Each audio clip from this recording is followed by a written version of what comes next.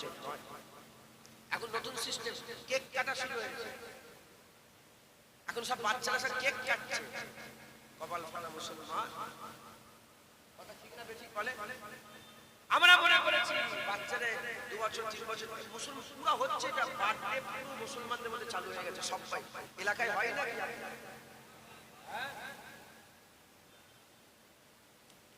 এবার আল্লাহকে ছেড়ে বলে অন্য জায়গায় যাবে। নাউজুবিল্লাহ, আস্তাগফিরুল্লাহ। এর থেকে দূরে থাকবেন বলেন ইনশাআল্লাহ। আমরা মনে করি কেক কাটলে ইজ্জত হবে না। আল্লাহর কসম খেয়ে বলছি, আমি আমার জীবনে আমার বার্থডে পালন করি, যদি করি আল্লাহ আমার গলার সাকিবকে কাউকে দিয়ে কাটিয়ে দেয়। আরে ঢুকছে, বুঝতে পেরেছো? জীবনে এখন সব নালায়েক বেরিয়েছে, বেহুদা, এরা সব এখন সব বার্থডে পালন করছে। খ্রিস্টানরা বার্থডে পালন করে, এবার বলবে ক্রিসমাস পালন করবে। ক্রিসমাসে সব লাইট ফাইট লাগাই না, মুসলমান লাইট লাগাচ্ছে। খবরদার, খবরদার, এগুলো থেকে দূরে থাকবেন বলেন ইনশাআল্লাহ। আমরা ইসলাম ছেড়ে বেরিয়ে যাচ্ছি, ইসলাম ছেড়ে বেরিয়ে যাচ্ছি। যখন ইসলাম ছেড়ে বেরিয়ে গেছে আমাদের ইজ্জত কমে গেছে, আমরা একা হয়ে গেছি। আমরা কি হয়ে গেছি? একা হয়ে গেছি। আর একা হয়ে যাওয়ার সাথে সাথে আমরা কি হয়ে যাচ্ছি বলেন? বেইজ্জত হয়ে যাচ্ছি। আমি আপনাদের সকলকে জিজ্ঞাসা করি, জীবনতলা বাজারে যান তো আপনারা? জীবনতলা বাজারে যান, যখন নামেন আপনাকে দেখে সব লোক ছোটাছুটি করে, আপনাকে দেখে লোক সব ভয়ে পালায়। কালকে আপনি যাবেন, আপনাকে লোক থেকে ছোটাছুটি করবে, ভয়ে পালাবে। বিশ্বাস হচ্ছে না? আপনি যদি একটা বাঘ জোগাড় করতে পারেন, বাঘ, আরে টাইগার করতে পারেন, এই যে এলাকা আছে না, সুন্দরবনে বাঘ আছে, ওই বাঘ একটা সাথে করে নামতে, একটা বাঘ সাথে করে নিয়ে নামতে পারলে আপনার ইজ্জত বেড়ে যাবে। আরে বাপ, আপনাকে লোক ভয় খাবে, লোক থেকে ছোটাছুটি করবে। কথা ঠিক না বেঠিক? কথা ঠিক না বেঠিক?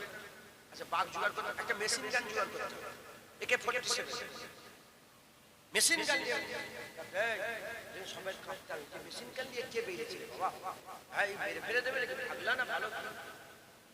তাহলে একটা মেশিন গান যদি মানুষের দিলের মধ্যে এত ভয় পয়দা করে দিবে, জুনায়েদ একা নামলো কোনো ভয় নেই, কিন্তু জুনায়েদের সাথে যখন মেশিন গান আছে ভয়, জুনায়েদের সাথে বাঘ আছে ভয়, জুনায়েদের সাথে 4টে গার্ড আছে তারা মেশিন গান নিয়ে আছে আরো ভয়।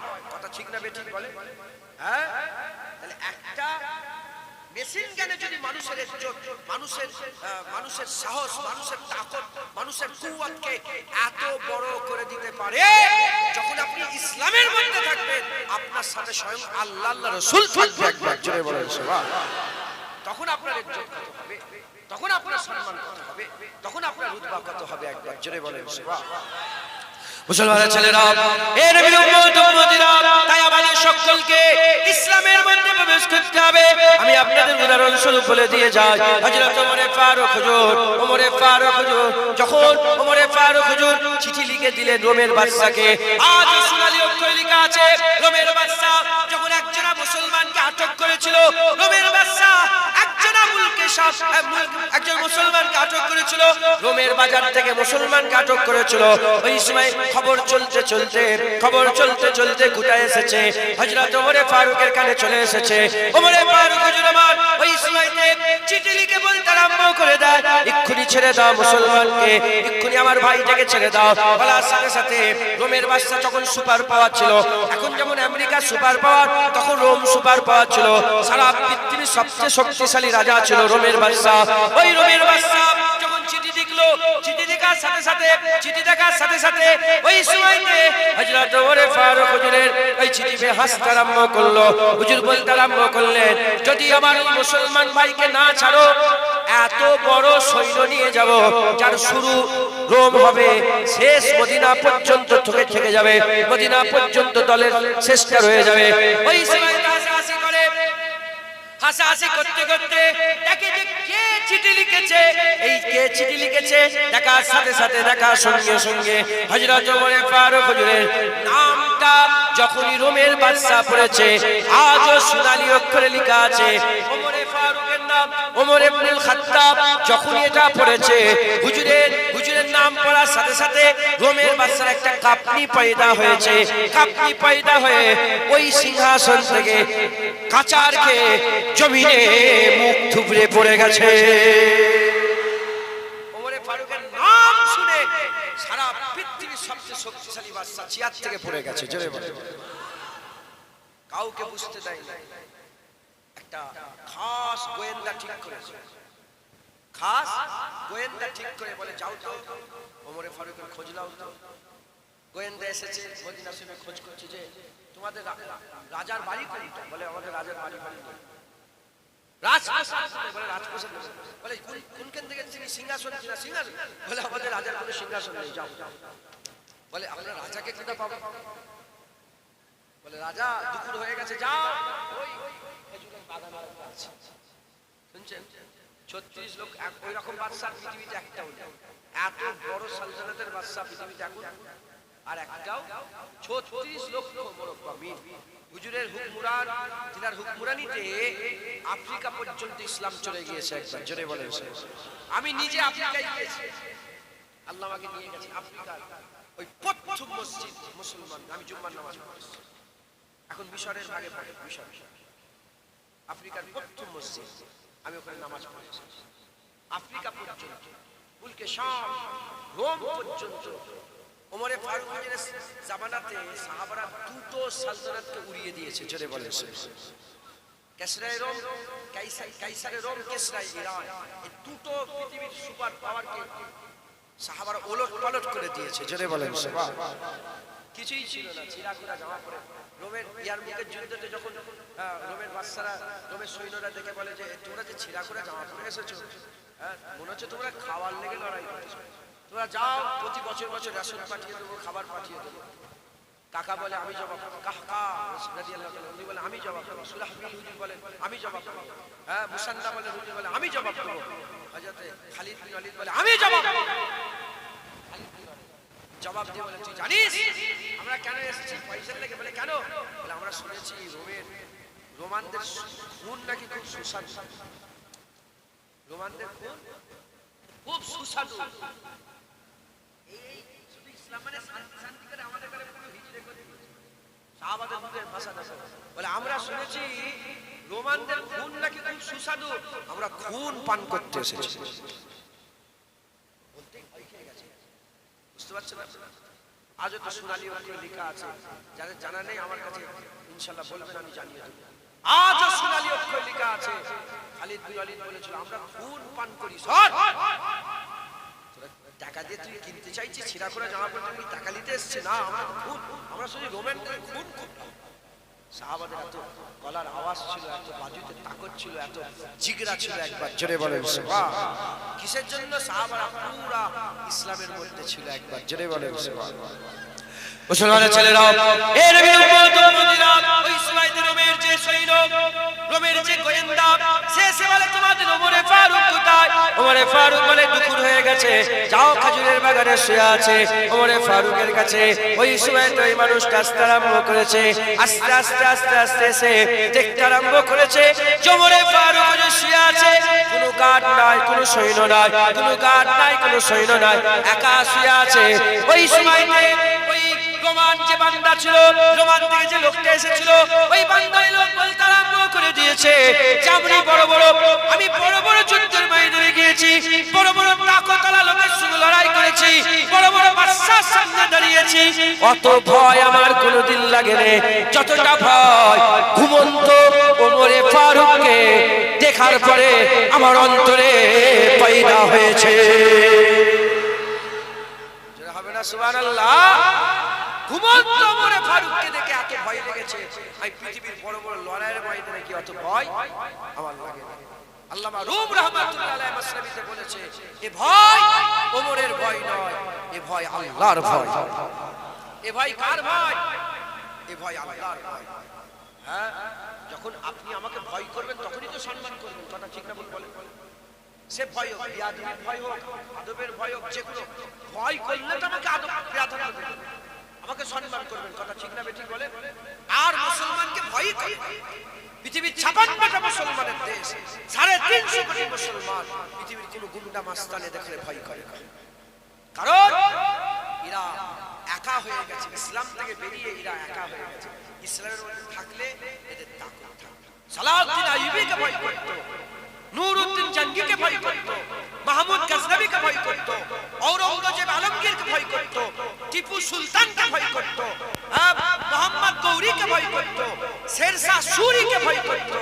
কিন্তু পৃথিবীর ৫৬টা মুসলমান দেশের কোন রাজা বাদশাকে পৃথিবীর কোন রাজা বাদশা ভয় করে না। করে কাউকে? আমাকে দেখাও না কাকে করে। কাউকে করে? কাউকে করে। কারণ এরা সব ইসলামের বাউন্ডারি থেকে বেরিয়ে গেছে।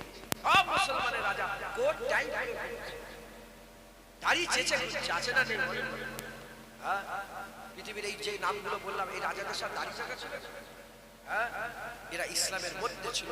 আল্লাহ এদের ইজ্জত বড় করেছেন। একবার জোরে বলে মুসলমানের ছেলেরা, এর বিলম্ব উম্মতিরা, তাই আমাদের সকলকে কি করতে হবে?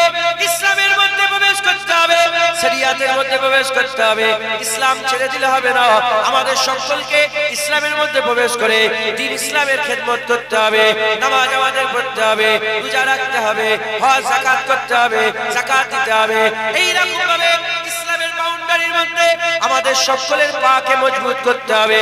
যদি আমরা ইসলামের বাউন্ডারির মধ্যে ঢুকতে পারি, আমার আল্লাহ আমাদের ইজ্জত বড় করে দেবেন।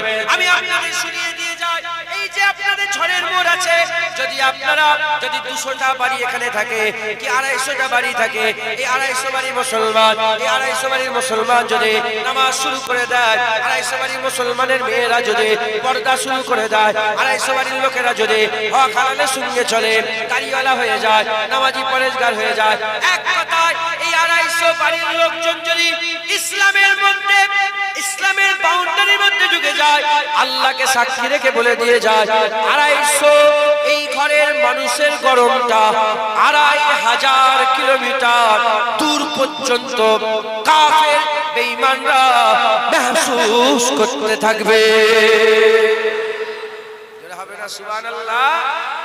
এর মধ্যে কোনো সন্দেহ নেই, এর মধ্যে কোনো সন্দেহ। হযরতে দাদা আলী হুজবেরি দিন প্রচার করতেন কোথায়? হিন্দুস্তানে। আর মাহমুদ গজনবীর কোথায়? আফগানিস্তান, খোরাসান, আফগানিস্তান। ওখান থেকে শত শত কিলোমিটার রাস্তা দূরে দাতা আলী হুজবেরি দিন প্রচার করতেন, কিন্তু কেউ একটু শব্দ করতে পারতো না। কেন? তারা জানতো যদি এখানে হাত দিয়ে দিই, মাহমুদ গজনবী চলে আসবে। জুনায়েদ বাগদাদি দিন প্রচার করত, আর জুনায়েদ বাগদাদি দিন প্রচার করত। আর ওদিকে সালাউদ্দিন আইয়ুবী মিশরে, জুনায়েদ বাগদাদি কোথায়? বাগদাদে। মিশর সালাউদ্দিন আইয়ুবী সালতানাত, ওখানে হুজুরের কেল্লা, আমি ওখানে গিয়েছি। আর জুনায়েদ বাগদাদির কোথায়? বাগদাদ শরীফে। আমি আল্লাহ পাক আমাকে ওখানেও নিয়ে গেছে। শত শত হাজার কিলোমিটার রাস্তা, কিন্তু জুনায়েদ বাগদাদির গায়ে কেউ একটু শব্দ করতো না। কারণ তারা জানতো যদি জুনায়েদ বাগদাদির গায়ে হাত দিয়ে কে এসে যাবে? সালাউদ্দিন আইয়ুবী এসে যাবে। মাথায় ঢুকছে? বুঝতে পেরেছে? কোথায় নূরউদ্দিন জঙ্গি, কোথায় ওলিয়া উলিয়া, কেউ দু শব্দ করতে পারতো না। কারণ তাদের দবদবা ছিল, তাদের গরম ছিল, কারণ তারা ইসলামে ছিল। একবার জোরে বলেন সুবহানাল্লাহ। তাই আমাদের সকলকে ইসলামের মধ্যে আসতে হবে। আজ আমরা বেইজ্জত হয়ে যাচ্ছি কারণ ইসলাম ছেড়ে দিয়েছি। পরশুদিন 22 তারিখ,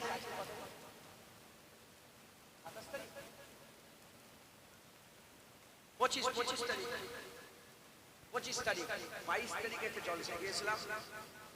আস্তে আস্তে ফজর হয়ে একটা মসজিদে দাঁড়িয়েছি, মুসলমান মসজিদে কটা লোক জানেন? ইমাম সাহেব, ইমাম সাহেব। আমি তাড়াতাড়ি মুসাফির মানুষ, ঘরে যে শুতে হবে, সুন্নত নামাজটা পড়েছে, ছুটে এসে হুজুর নামাজ পড়ে কেন? বলে মাত্র দুটো লোক, আমি আর আরেকজন, একজন দাঁড়িয়ে নেই উনার, আরেকজন দাঁড়িয়ে আছে, কমজোর লোক, সাধারণ মানুষ। আমি নামাজ পড়া ইমামতি করলাম। আমি মনে মনে করলাম, আমি দেখছিলাম যে চতুর্দিকে মুসলমান। বলে যদি কারো ঘরকে কেউ বিরান করে, আপনাদের ঘর আছে তো? আমি যদি আপনার ঘরটাকে বিরান করে দিই, আমার সাথে দুশ্মনী 2-4 দিনে ঠিক হয়ে যাবে না? বছরের পর বছর চলছে, বছরের পর বছর চলতে থাকে, কথা ঠিক না বেঠিক বলেন? তাহলে একটা মানুষ যদি মানুষের ঘর বিরান করে দেয়, বছরের পর বছর দুশ্মনী চলে, আমরা তো সব আল্লাহর ঘর বিরান করে ফেলেছি। আমরা আল্লাহর ঘর বিরান করে ফেলেছি। হযরত খুবাইব বিন আদি উহুদের যুদ্ধের পরে উনাকে ধরে ফেলেছিল। সারা পৃথিবীর সমস্ত সাহাবার মাজার আছে, কিন্তু খুবাইব বিন আদি হুজুরের কোনো মাজার নেই। খুবাইব বিন আদি মাজার নেই, কারণ মাজার দেওয়ার মতো ওনার গায়ে ওনার কোনো শরীরের অংশ বেঁচে ছিল। তানিম বলে যে জায়গায় হাজি সাহেবরা জানেন, তানিম মসজিদে আয়েশা, ওখানটায় হযরত খুবাইব বিন আদি আর উহুদের ময়দানের পরে সমস্ত কাফেরদের করে সংবাদ দেওয়া হলো যে সবাই যে যা পর্দা নেবে চলে আসো, রাসূলুল্লাহর একটা গোলাম ধরা পড়েছে। হাজার হাজার লোক এসে আরম্ভ করেছে খুবাইব বিন আদির সঙ্গে পর্দা নেবার জন্য। তো খুবাইব বিন আদিকে মারা হবে, তিনার উপর অত্যাচার জুলুম শুরু হবে। তার আগে বলে, খুবাইব বিন আদি বলো তুমি কি চাও? বলে আমি দিনে কাল নফল নামাজ পড়তে চাই। কি বললে? আর আমরা কি আমরা নফল নামাজের কথা বলছি না ফরজ নামাজের কথা? আমরা ফরজ নামাজ আমরা কি করে মুসলমানের ইজ্জত, আল্লাহ মুসলমানের ইজ্জত বড় করে, একবার জোরে বলেন সুবহানাল্লাহ। অতএব আমাদের সকলকে ফিরে আসতে হবে, সকলকে ফিরে এসে ইসলামের বাউন্ডারির মধ্যে ঢুকতে হবে। রাজি আছেন বলেন? আপনি যখন ইসলামের ভিতরে ঢুকবেন, আমার আল্লাহ আপনার ইজ্জত বড় করবেন, জোরে বলেন সুবহানাল্লাহ। হ্যাঁ, হযরত আদম সাল্লাল্লাহর একটা শরিয়াত ছিল। কটা শরিয়াত? একটা, জান্নাত লা তাকরাবা হাযিহি শাজারা ফাতাকুনা মিনাজ জালিমিন, গাছের কাছে যাবে না, খাসরা ওয়ালা। আদম সাল্লাল্লাহ একটা হুকুম অমান্য করেছে, খাতা হয়ে গিয়েছিল, লজ্জাস হয়ে গিয়েছিল। আল্লাহ পাক 400 বছর খাড়া পরে তওবা কবুল করেছে। কম বেশি আমার আল্লাহ পাক উলঙ্গ করে দিয়েছে, আমার আল্লাহ স্বামী স্ত্রী জুদা করে দিয়েছে, আল্লাহ ঘর থেকে জান্নাত থেকে বের করে দিয়েছে। আর আমরা সারাদিন কত আল্লাহর হুকুম অমান্য করছি। নামাজ আল্লাহর হুকুম অমান্য, রোজা আল্লাহর হুকুম অমান্য, হজ আল্লাহর হুকুম অমান্য, যাকাত আল্লাহর হুকুম অমান্য, দাড়ি রাখা আল্লাহর হুকুম, দাড়ি চেঁচে ফেলছি। আমরা কত হুকুম অমান্য করছি, চিন্তা করে দেখেন আমরা কি করে ইজ্জত পাবো? তাই ঝড়ের মোড়ের মানুষেরা যারা এসে বসেছেন, আল্লাহ পাক আমাকে নিয়ে এসে হাজির করিয়েছেন, আজকে খবর দিলাম যদি আপনারা ইজ্জত পেতে চান, ইসলামের বাউন্ডারির মধ্যে ঢুকে আমার আল্লাহ আপনার যদি কোনো অস্ত্র নাও থাকে, যদি আপনার বাজুতে শক্তি নাও থাকে, আমার আল্লাহ পাক ঈমানি তাকতে আপনাকে প্রাধান্য দান করে দেবে, আপনাকে বড় করে দেবে। একবার জোরে বলেন সুবহানাল্লাহ। যখন সাহাবারা বদরে গিয়েছিল, ঠিক চারটে তলোয়ার শুধু তাহবার মাথায় পাগড়ি বেঁধে চলে গিয়েছে, আল্লাহ পাক ফেরেশতা পাঠিয়ে দিয়েছে। একবার জোরে বলেন সুবহানাল্লাহ। অতএব আমাদের সকলকে ইসলামের মধ্যে ঢুকতে হবে, ইসলামের বাউন্ডারির মধ্যে আমাদের সকলকে প্রবেশ করতে হবে। রাজি আছেন তো? বলে রাজি আছেন? একটা হাকিকাতের কথা বলবো, আপনারা রাগ করবেন না।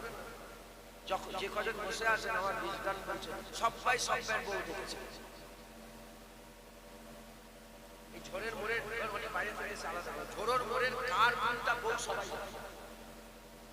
কার ইল্লা মাশাআল্লাহ, সবাই বলতে সব নাই, ভালোর মধ্যে এই খারাপের মধ্যে ভালো আছে, তবে সংখ্যা খুব কম। বেশিরভাগ লোক সব বউ দেখেছে, একে অপরের কোনটা কার বউ সবাই জানে। সত্য না মিথ্যে বলেন? সত্য না মিথ্যে? কার কোনটা মা সবাই জানে। এটা কি ইসলাম? বলেন এটা কি ইসলাম? হ্যাঁ, আম্মা আয়েশা, আম্মা ফাতেমা হুজুরের কিয়াদতে আমাদের মা বোনেরা জান্নাতে যাবে, কি মুখটা আম্মা ফাতেমার কাতারে দাঁড়াবে। বাড়িতে গিয়ে পর্দা শিখান, মেয়েগুলোকে পর্দা করান, বলেন ইনশাআল্লাহ ইনশাআল্লাহ। দরুদ শরীফ আল্লাহুম্মা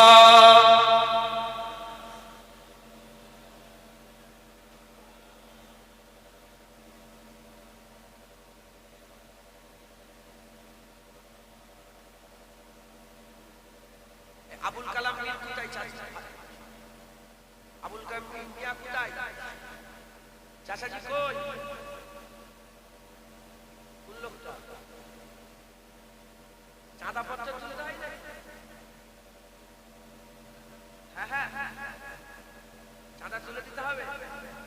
আচ্ছা, তার মানে আমি বেশিক্ষণ করবো না, 1 ঘন্টা হয়ে গেছে, আর 10 মিনিট বলবো, তবে ছাতা তুলে দোয়া, তাহলে বিরিয়ানি ঠান্ডা হয়ে যাবে তোমার। এসব মানুষ সরে যাবো। আল্লাহুম্মা সাল্লি আলা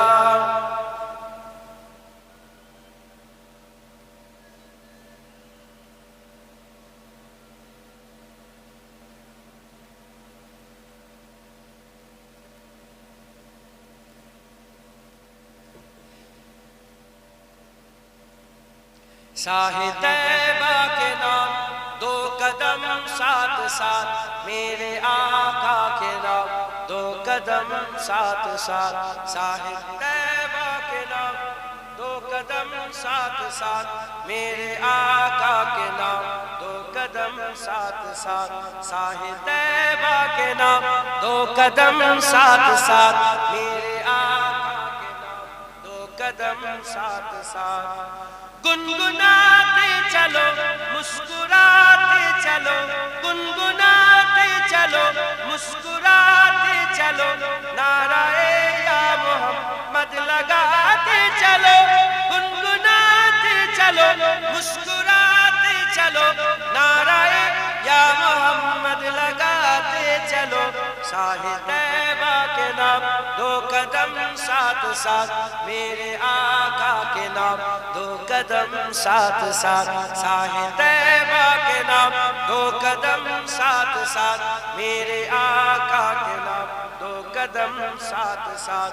खोटी किस्मत बनाने चलो साथ साथ, खोटी किस्मत बनाने चलो साथ साथ, मुस्तफा को मनाने चलो साथ साथ, खोटी किस्मत बनाने चलो साथ साथ, मुस्तफा को मनाने चलो साथ साथ। शाहे तैबा के नाम, 2 कदम साथ साथ मेरे आका के नाम, 2 कदम साथ साथ शाहे तैबा के नाम, 2 कदम साथ साथ मेरे आका के नाम, 2 कदम साथ साथ। कारवाने मोहम्मद रुकेगा नहीं, कारवाने मोहम्मद रुकेगा नहीं, कमली वाले का झंडा झुकेगा नहीं, कारवाने मोहम्मद रुकेगा नहीं, कमली वाले का झंडा झुकेगा नहीं। शाहे तैबा के नाम, 2 कदम साथ साथ मेरे आका के नाम, 2 कदम साथ साथ शाहे तैबा के नाम, 2 कदम साथ साथ मेरे आका के नाम, 2 कदम साथ साथ। है गुलामाने अहमद खुदा की कसम, है गुलामाने अहमद खुदा की कसम, खून लेते नहीं खून देते हम, है गुलामाने अहमद खुदा की कसम, खून लेते नहीं खून देते हैं हम। शाहे तैबा के नाम, 2 कदम साथ साथ मेरे आका के नाम, 2 कदम साथ साथ शाहे तैबा के नाम, 2 कदम साथ साथ मेरे आका के नाम, 2 कदम साथ साथ। मुस्तफा का घरा ना सलामत रहे, मुस्तफा का घरा ना सलामत रहे, बख्शिशों का ठिकाना सलामत रहे, मुस्तफा का घरा ना सलामत रहे, बख्शिशों का ठिकाना सलामत रहे। शाहे तैबा के नाम, 2 कदम साथ साथ मेरे आका के नाम, 2 कदम साथ साथ शाहे तैबा के नाम, 2 कदम साथ साथ मेरे आका के नाम, 2 कदम साथ साथ शाहे तैबा के नाम, 2 कदम साथ साथ मेरे